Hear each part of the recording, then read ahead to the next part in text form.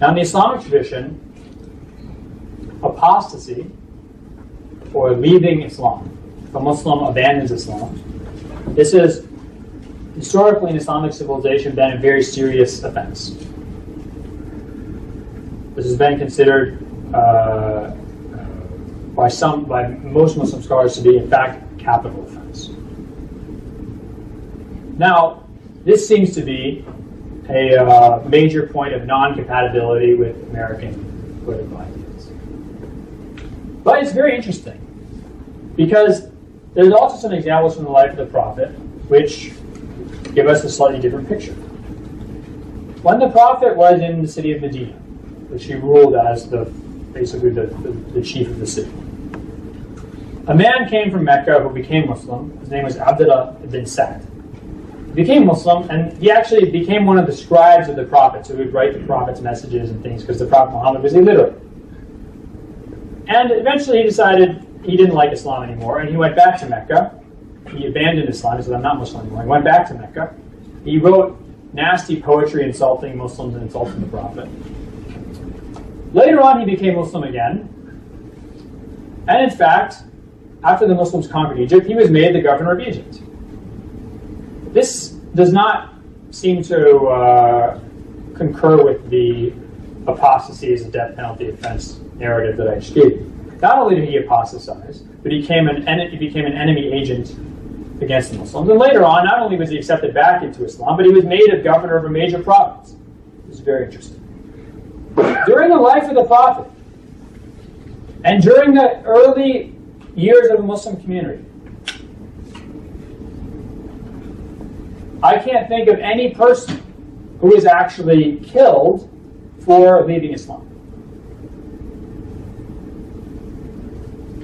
And this is because the way that people understood apostasy was more a matter of allegiance to a state or to a community than about personal conscience. In fact, Muslim scholars throughout Islamic history generally didn't care what people actually believed in their hearts. They didn't care what they did in their homes. They didn't care whether they were sincere in their prayers or whether they sat at home and drank alcohol. It didn't matter. What mattered was your public behavior. If you came out and were criticizing the Prophet Muhammad, insulting him, insulting the Quran, insulting Islam, trying to rile people up against their religion, this was a major offense for Muslim scholars, because they saw this as a threat to their order, to their polity.